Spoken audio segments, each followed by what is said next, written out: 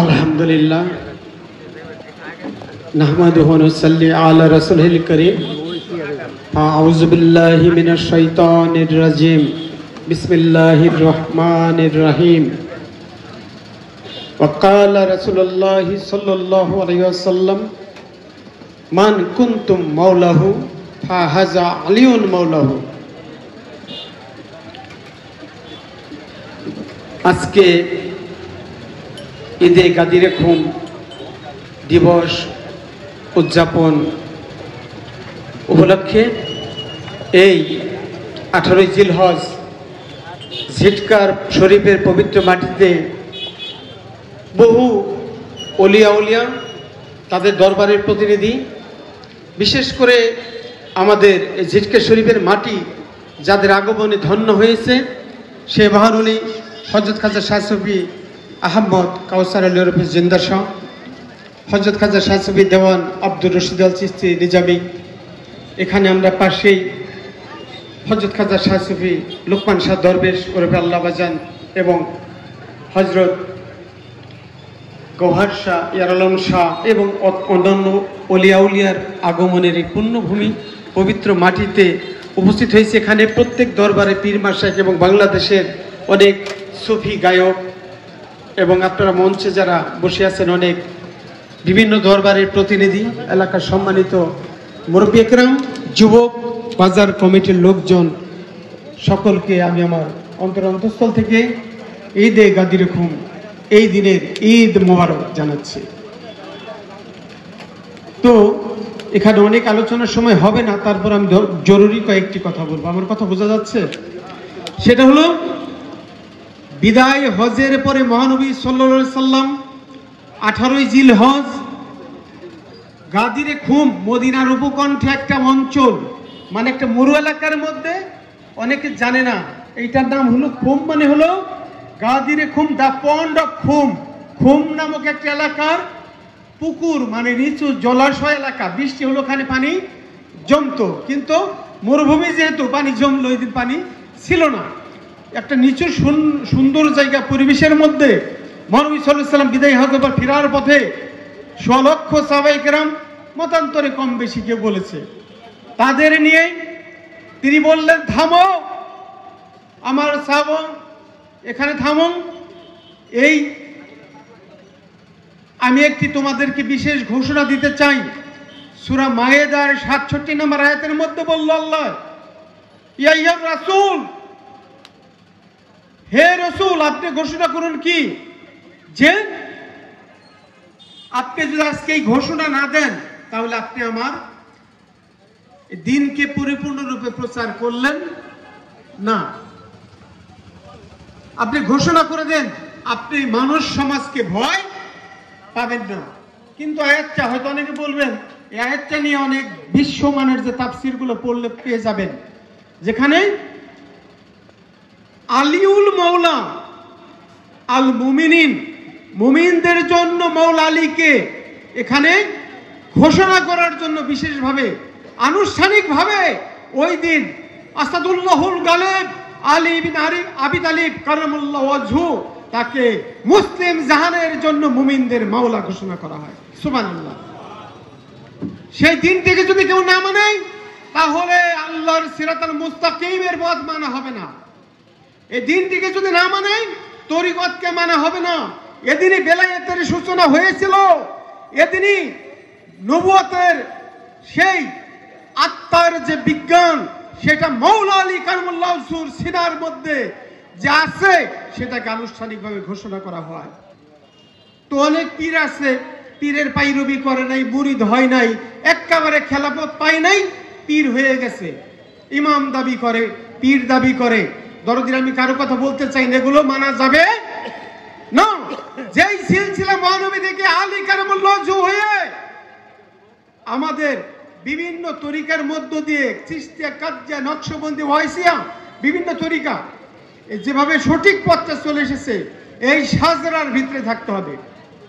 এই জন্য যদি মাওলা আলী কারামাল্লাহু ওয়াজহুকে মাওলায়েত আনুষ্ঠানিকভাবে প্রদান না করা হইতো, তাহলে আল্লাহর ওলির আগমন এই জগতে এইভাবে ঘটতে পারতো না। এবং সেটার সঠিক রূপ পেয়েছে করি ইমাম হোসাইনের আত্মবলিদানের মধ্য দিয়ে, তাই না? এই জন্য হোসাইনি মুসলিম আমরা নিজেদের দাবি করি। ভয় পাওয়ার কিচ্ছু নাই।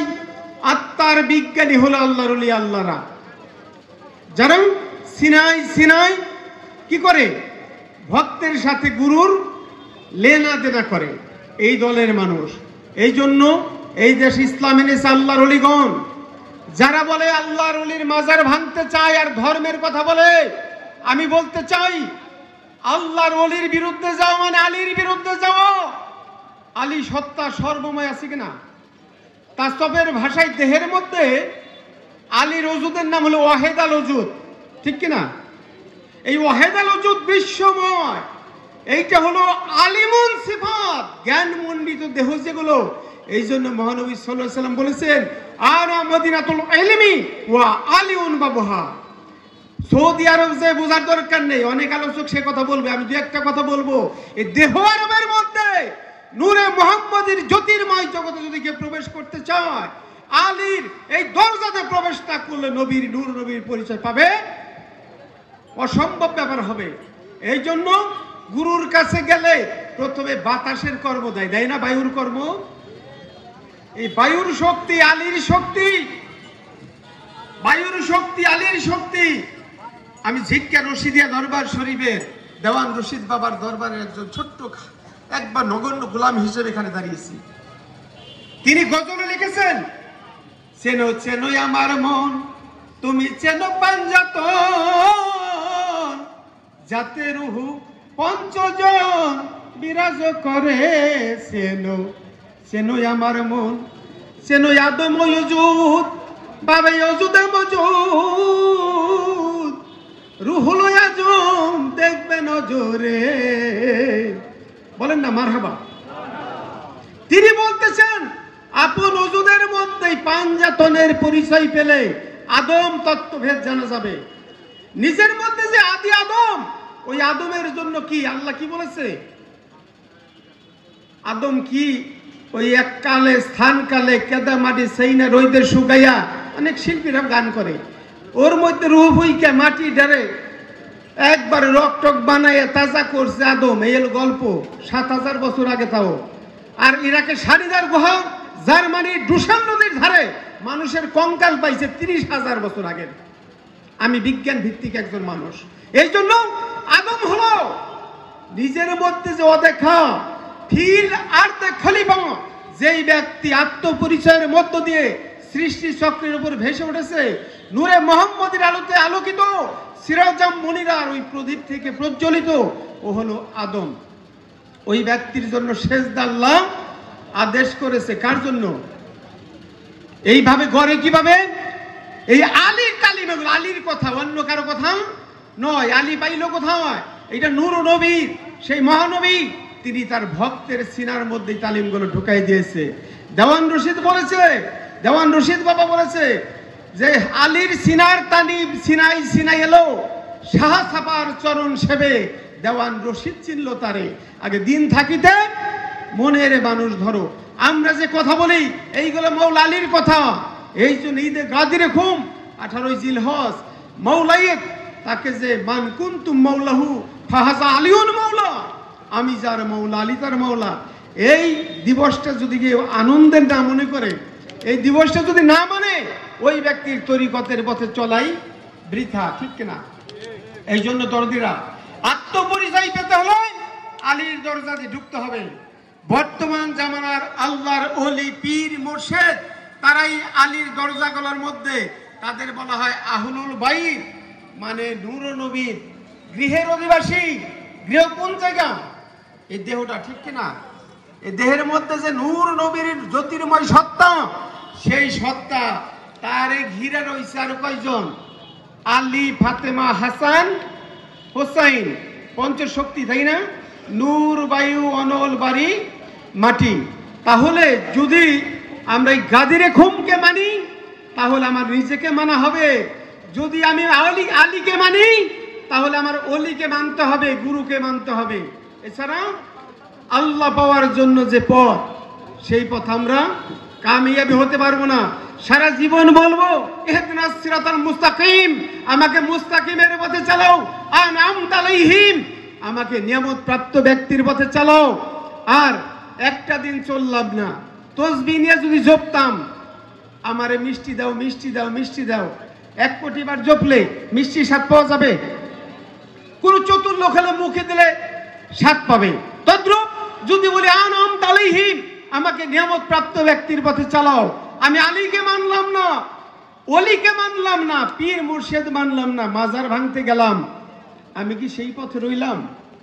এই জন্য দরদি আমি শেষ কথা বলবো, রাসূলুল্লাহ সাল্লাল্লাহু আলাইহি ওয়াসাল্লাম বলেছেন, মান আদালি ওয়ালিয়ান ফাকাদ আযামতু বিল হারবে। আল্লাহ বলছে, রাসূলের মাধ্যমে জানাই দিয়েছে, যেই ব্যক্তি আল্লাহর ওলির বিপক্ষে যাবে, আল্লাহ তার বিরুদ্ধে যুদ্ধ ঘোষণা করে। বলেন না নাউজুবিল্লাহ।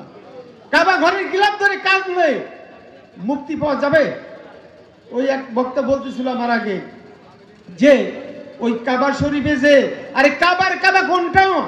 কোরআন বলেছে তোমরা মাকামে ইব্রাহিমকে মুসাল্লা গ্রহণ করো, ইব্রাহিমের পায়ের চিহ্ন যেটা কাজ দিয়ে রক্ষিত, ইব্রাহিমের পায়ের চিহ্নের নাম মাকাম ইব্রাহিম, ঠিক কিনা? এর জন্য মহাপুরুষের কদম পদচিহ্ন এইটাকে যে অনুসরণ করবে না, তার মাকামে ইব্রাহিমকে মুসাল্লা গ্রহণ করা হবে না, হবে না, হবে না, সে যাহাই বলো। এই জন্য মাকামে ইব্রাহিম মানে গুরুর কদম। ধন্যবাদ সবাইকে। আসসালামু আলাইকুম। আলহামদুলিল্লাহ, এই পর্যায়ে আমাদের মাঝে সংক্ষিপ্ত আলোচনা